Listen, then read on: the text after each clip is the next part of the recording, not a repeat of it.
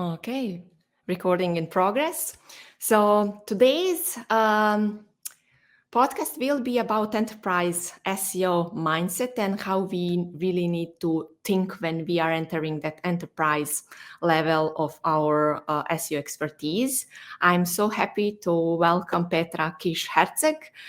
She is enterprise solution consultant and international speaker. So I'm so happy that we are going to talk about this topic with her, and my intent here is help and make SEO enterprise SEOs who are working in enterprise they'll much more easier, because I know that like they are struggling with that mindset switch and like how we need to handle different things. So I will stop here. Petra, thank you so much for coming, and let's talk. For having me. Yes, really All glad right. we're doing this. Yes. Okay, let's deep dive into enterprise SEO and what you are seeing as the main challenges that SEO professionals are um, facing during this switch when they are coming from some different background and they didn't have the knowledge from the and experience from the enterprise level SEOs. Yeah, I think when people first think about enterprise, especially if they have SEO experience at like an agency or working as a freelancer or something, the first thing they think is scale, and they just think that they need to do more of the same thing. But Mm, unfortunately, while scale is definitely an element of enterprise, it's only one element, and there is a huge added complexity. So I always like to say this as like this little triangle where you have scale, you have organizational complexity, and you have brand authority, and all of those really complicate the whole enterprise space. And that means you cannot just do more of the same. You really need to shift mindset, and instead of thinking like the those checklists that you would usually follow and like step by step just complete different things, you have to think systems that are more adaptable and how those mhm. systems fit in with the organization that you're working for. And what you are seeing are the most common mistakes that SEOs are making when they made that transition. They came to their enterprise company and they need to start working. Well, there are a few of them. I would say um, like one is that if you're working at an agency, for example, or if you're working for a smaller company, again, you have your very specific checklist of the things that you need to do, and you can kind of start your planning with SEO in mind. You don't always have to consider things like brand tone of voice and brand authority, or those organizational layers of approvals, and like Mm, the complex sprints that are going on in the product and development team and things like that. So you kind of start just with your agenda, and I think a lot of people try to do that. They come in, they do their research on the brand with using their regular tools that they are used to, um, checking things like demand and all of that, and then start to plan against that without talking to the rest of the teams, without mm, really first understanding what's going on in the business, what's the brand team doing, what's the social team doing, what's the product doing. And mhm, yeah, I think it usually comes from a good place. It usually comes from a place of coming into a business, wanting to do something, proving that your work is good and your work is essential. Um, but what it ends up being is you're trying to work in a silo, and you're working sometimes against other objectives, and you're not doing that listening. So it really doesn't do, yeah, it really doesn't help, I think, mhm. a lot of SEOs who get started. And also we have a tricky part here, especially if we are agency doing for enterprise, or we are internal consultant working for enterprise, or we are external consultant doing for enterprise. Did you see some similarities and like differences? Like what is the good approach here, especially if you are external, so you don't have so many communication, like an interaction with the stakeholders who are key here. Yeah, and I think as agencies or external consultants or freelancers, it's really useful to still understand that mindset that's needed like Mm, for someone who works in internal, because you can really help guide like how you should be supporting. Otherwise, you're really reliant on having your champions internally who can help guide you like the work that you need to do. And I think what happens a lot of the time is a lot of SEO agencies work with one in-house SEO who doesn't have a team, so they are kind of that extension of the SEO team. And now you're fully dependent on if that in-house SEO has that enterprise mindset. If they do, that can be really helpful. If they don't, then you as an agency or you as a freelancer can really support them. But there are other agencies who might be working with, maybe maybe a more general digital marketer, or maybe a CMO, or maybe even product, right? So there can be different champions you're working with who have different levels of SEO knowledge, and you would still have to understand that complexity in order to guide them. So you're not fully reliant on just, how well they integrate, how well they handle politics and processes internally. And also, if you as a freelancer, you can help them with these things, you can help them, make them look better and do their job better internally, you're more likely to retain clients as well. So I think it's very useful for these external people to understand that those like intricate like relationships that are happening. And what I'm seeing with my coaching people is actually they came to the new company, especially if they are fresh and new and they really want to prove themselves, like the salary, the expectation, the title. And then they want to have, like a lot of things and tasks that they have execute. But on the enterprise level, it's totally different when you are coming from the small agency or like another smaller company where you can implement much more easier, much more faster. And then they are struggling with getting approvals are getting too long, they don't know what they should do on daily basis. It seems like they're wasting their time, and then like imposter syndrome is coming, the lack of confidence is coming. So how did you overcome that moment of when you are waiting and you are when you are dependent on so many different like stakeholders, teams, everything that you need to do needs to go through the specific approvals that are taking long. So can you go back and see like how you actually approach this moment? Yeah, absolutely. I think I'm kind of one of these people who I didn't fall into SEO. Like a lot of people say, like, oh, I fell into SEO, I did something totally different, and I started, improving, working on websites, and then this is how I started. I was quite intentional about it, and I actually came from my more general digital marketing degree, being like, oh, I really see SEO as like this really crucial element that not many people understand or pay attention to the way it should work within a business. So I think for me, what was really good that even when I was really keen and eager early on, and I started my first job, I didn't start with trying to drive my own agenda, because I saw it as like, okay, I want to really quickly build those relationships with other teams and see if I can support them with anything, with the knowledge, see if I can learn from them, and just with the knowledge I have on websites, can I help like the PR team out or the social media team out? And I thought that was very helpful for my career. And another thing that I've spoken to SEOs about that I kind of handled very differently is after my first role, when I took my first SEO manager role, after even just after a year I was in SEO, I managed to get an SEO manager role at an e-commerce company. I still, like, one of my arguments, or one of kind of like my mantra, was when I face like pushbacks, or when I was talking to more senior decision makers, is that at the end of the day, they hired me as the expert. So I'm not here to prove that I'm an expert. I already should have that foundation, because this is what they hired me for. The business really didn't have much SEO knowledge that I was working for at the time. So I think I was kind of, the way how I was battling that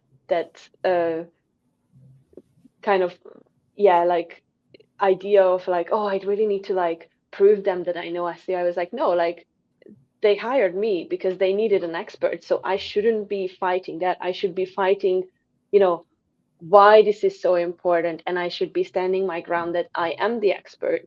And if you're coming to me with questions, then this is what I'm telling you.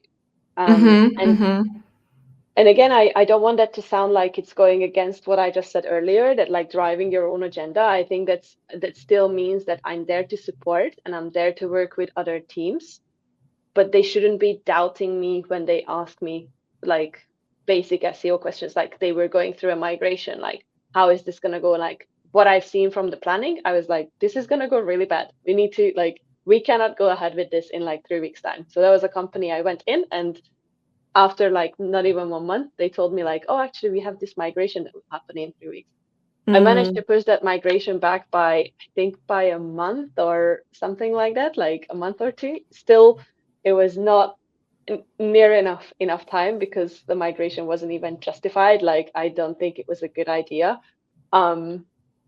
But at least we had a little bit more time planning, because I just stood my ground explaining that you came to me with this question. Obviously, if the migration is going to go wrong and they're going to try to hold me accountable, then that was kind of my argument. I can only take accountability for what I sign off as I'm happy to go ahead with this. And that's a very different thing to coming into a business and say, going up to the content team and say, okay, we need to publish 3 articles and update 2 articles every week because this is how it is now. Like, that would be a very different thing to handling, let's say, a technical conversation where they come to you. So I think you have to understand that balance, like what's your expertise, where you have to really stand your ground and say, look, you're gonna come to me and hold me responsible for this. So I am taking accountability, but only if you listen to me.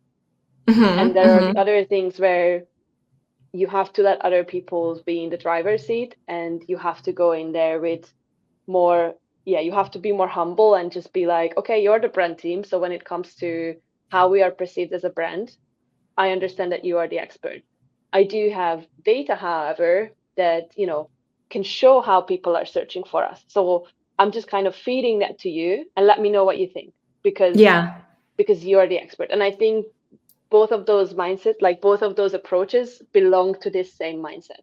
Yeah, I really love that mindset approach, because what I'm seeing on the market is actually that like SEOs are so trying to prove themselves, and they are thinking it's about them. Like me, the same. I was doing the same thing. I was constantly thinking that like it's about me. I need to prove my knowledge, my experience, like pushing things. And like I didn't even like listen people, other stakeholders, other teams, like social, PR, because we are sometimes so focused on us, and like we are thinking and taking everything personally, that we are missing a big picture, that like we are just like a supporting channel, and especially if they hired us, like we don't need to prove that like we are worth it. We just need to see how we really can, and what we can do about the organizational growth, not about us as a person. Yeah, absolutely. I definitely think, I mean, again, it's probably an early career thing as well, right? Like it's much more difficult to try to adopt this mindset if you're junior, if you've just gone into a company. Then yes, of course, we all want to prove ourselves. So some of these things do come with time and with experience, for sure. But hopefully, as a junior, you can be in an environment where you have managers who can give you that support and who can coach you, mentor you, teach you, where I think like things like mentorship become very important as well, right? Yeah.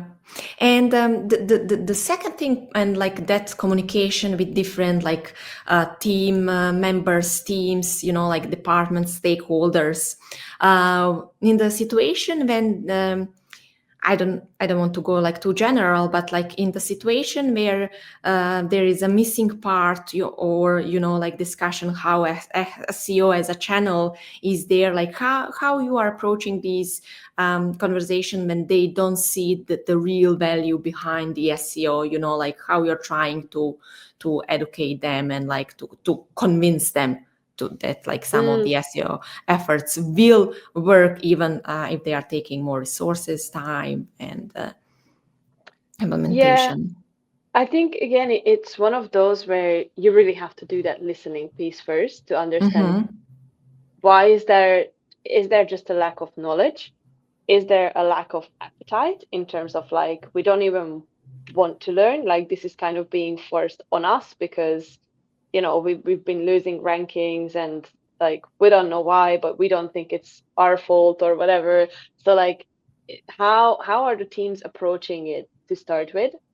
That first listening part can really help with how you should approach that educational piece, right? The strategic thinking behind the enterprise is some kind of like basis, because we just can't go to the enterprise company and just thinking about execution. We will much more be focused on thinking, developing strategy than just execution. But when we are working in the small company, we are more about execution the tasks, not about the strategy behind. So also behind this, I really want to talk about how you did develop that strategic thinking that is crucial for the enterprise. Yeah, absolutely. I think so with the strategic thinking, again, it's that first initial thing that we mentioned about like moving from like the checklist to the actual systems, right? Like where if you're working with a small company, then you know, kind of just having that like week to week, even like understanding of how things are developing is enough things to kind of look forward to. But with an enterprise, there are years probably behind you, years ahead that you need to really plan for. And in order for all of those teams to work together, like everyone needs to be working towards that same goal. You can't just, you know, every day check with the brand team, every day check with the product team, like, oh, what you're working on. So that really higher level goal is what really helps that alignment, even if you don't have that day-to-day communication. And I think understanding that is what really helps with the strategic thinking, because that is the only way to actually work towards the same thing. So I think, yeah, from my side, again, I do think it's one of those things that I might have had that earlier because like I studied business and things like that, and I think like studying business as well is one of those things where really understanding how organizations work give you that understanding that it's not a day-to-day planning thing. It's not going to work that way. But even just, you know, thinking about your own life, when you have bigger things to achieve that are more complex, have more moving parts, more uncertainty, you know, you need to plan ahead. So we all think strategically about certain things. We just don't necessarily, if it's not business language, we don't necessarily call it that, right? But we all have those. So if it's not, you know, just planning my weekend, but planning a big event ahead or something, or planning to go to university, or buying a place, or getting married, or whatever, those are all things that will have so many moving parts. It's not just, oh, I think I'm going to go to the cinema with my friends this weekend. So then, because it becomes complex, you start to think about all the other things that will impact that, and what you need to plan around it in order for it to work. So probably I would recommend to people to think about where they think strategically already about their life, and try to put that into context and try to like adapt that to how it is in business, because it's not that different. But I think people can struggle with it because people think about, oh, like, so the strategy is that I have to have a plan and a project. You have to have that as part of your strategy, but actually that's not strategic thinking. That comes in with, you know, that plan and those projects aligning with what all of the other teams are doing and fitting in with their timelines, with their budgets, with how you work with different peoples, with that organizational complexity. So it's all of those added layers that will elevate your, you know, simple SEO plan for 2026 to an actual strategic initiative. Yeah, and I really think you mentioned great point and about the business, because what I see is also that SEOs and me myself always, we haven't had that business background, and when I need to think in the business terms, I'm adding more pressure on myself, like how should I think like in the business language and like these kinds of things.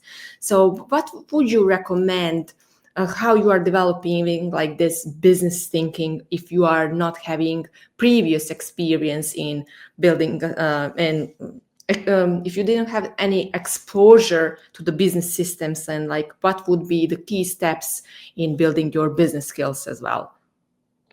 Yeah, so I think it really just comes back to your listening and your curiosity. So I'm someone who, who has gone to university, but I always say that's a privilege for me, and I'm very grateful for that education. But I definitely don't want to advertise that you have to have that. It's really useful. It's really, I also wouldn't ever talk it down. I think it can be really useful for, especially if you're a curious person, for that critical thinking. But I don't want anyone to think that unless you've gone to business school, you can develop that thinking. That's definitely not the case. You just need to be curious and be curious enough to really listen to understand. And what I mean by that is, we all work at, it doesn't matter if it's a small or large business, we all work at different companies. So when you go in, when you're talking to people, you can ask your questions. You can go up to the analytics team and ask them about, their process of collecting data, analyzing data. How does that actually inform business decisions? If you go into a larger company, they will have 100%, they will have like standardized documents around the business goals the company is achieving, the tone of voice. They will have previous performance, reports and things like that.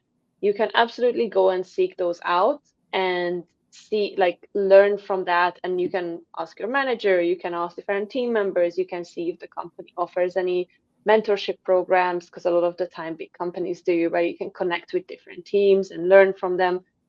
I think doing a lot of those things is what will help you understand how these different parts move and work together. And and it's a really great thing to learn from experience. So you can 100% just learn it by talking to people and by actually wanting to understand and wanting to listen. Yeah, because all these skills, like, even we are thinking, oh, I need to require a business skill, but like they're starting from the very basic thing, as you mentioned, like listening, asking questions, like just, hey, how this is working, why, like these simple skills, like are taking us to that like next level. So what you are seeing about the AI and in the market, how is that impacting? Like, do you see some new challenges, how the mindset shift need to be there as well? Yeah, definitely. I think it's I have to say, I think a lot of people feel this. It is scary because it's happening fast, Mm. even for people who who are very used to change. And I think as SEOs, we are used to change. Like, we are used to, volatile SERPs and just constant algorithm updates and things like that. AI is fast paced, and it's also not just impacting us, it's impacting all the other channels or the other parts of the business. It's probably a change that is happening maybe at a larger scale. Um, and there is a lot of excitement around it as well. There is a lot of positive noise. And for sure, as with everything, there are always goods and bads. The scary part can be something that we don't talk about as much because we don't want to seem like people who are not excited about it. But I think it can be good to discuss those in the right context and with the right people as well, um, without playing it down. Mm. So what I would suggest, and this is something I often talk to people about nowadays, that I think we as people all have different, like, change fitness, how I would like to call it. So if you think about your physical fitness, I would say change fitness is also something that everyone has, and that just shows, like, how good are you with change? Because we're not all the same. None of us. Change for your brain is a very consuming thing. It requires a lot of effort to adapt because we cannot exist in a place of discomfort, right? Like, there is this saying in psychology that people would rather choose an unfamiliar hell to a familiar hell to an unfamiliar heaven, right? That our brain likes familiarity because our brain is predictive and it's much more efficient and it's much easier to plan ahead for your energy and for your resources if you know what's going to happen. So we all have that comfort zone, and any change we'll have that discomfort that we either want to avoid completely or we need to make it into a place of comfort. And I think depending on, again, your change fitness, your like how you usually adapt, you can respond to this differently. But change fitness is not something that like, oh, I'm used to change in, I change lots of things about my life all the time, so change comes easy to me. I think it's very area specific. Like some of us, especially a lot of us who work in tech, we might be very comfortable with trying out new tools, looking at new apps, like new technology, like when it comes to just playing around with it. We might have really good like technical literacy, which means we can really easily pick things up. And that means like our change fitness there, if someone imposes like use this new tool, like look at the new SERPs, like learn how they work. Some of us can be really good with it. But then, for other people, change comes really easy when it comes to sports. Like, oh, I've always been an active person. You tell me to go bouldering tomorrow or do yoga tomorrow. I've never done this, but it's fine. And for a lot of us who maybe are not that, comfortable with sports, that change can be very difficult. Like if tomorrow they say, now you have to do this. So I think it's just one of those things where you have to understand like how comfortable are you with it and what sort of things you can do to make yourself more comfortable, because it's not something we can avoid. So you can only avoid it for as long, and it's probably not going to be beneficial. So we have to use the right channels, the right resources to become more comfortable with it. And that would be my suggestion, whether that's experimenting with it, whether that's reading up about it, whether that's talking to colleagues, going to conferences where people talk about it. You want to find that comfort level, and you also want to make sure that you're not overdoing it and you're not like over consuming information to the point where it scares you and it makes you feel really uncomfortable again. Yeah, and definitely I want to bring an additional layer. As much as we are aware of ourselves, about our strengths, weaknesses, like our insecurities, in the time when this a huge change is coming, especially in the AI world, all these insecurities will increase because they are directly impacting us. So as much as we are working on our weaknesses, and just like awareness of ourselves, who we are, where we came from, and like what we are struggling with, that will help us with another perspective why a new change, a new AI impact is hurting us so much, because everything is increasing on our side as well. Also, for the end, I want to mention your enterprise SEO level course, like what and for which people would be the beneficial, what they can learn, and like how they can leverage that course on their side. Yeah, absolutely. So, and I also have to give a shout out to Sidebob for being amazing, Sidebob and Seeker Digital, who, made sure that this course can not just come to life, but it can be freely accessible to everyone. So I'm very grateful for Jojo for reaching out to me on that. It's something I wanted to do for a long time, actually, because I think with enterprise SEO, as we've been talking about it today, a lot of the time it's difficult to kind of find the right resources. So what I would say is that this course does cover every aspect of SEO, but doesn't necessarily go into detail. So you're not doing this course to learn how to do, let's say, local SEO or how to do technical SEO. But this course will help you how you use your knowledge of technical SEO and local SEO within the enterprise context. And it's broken down into 3 parts. So the first part is really focused on empathy, because that really helps us navigate these relationships, this complexity that comes with enterprise. The second part kind of goes through that SEO journey from technical content, local internationalization, and actually how you report.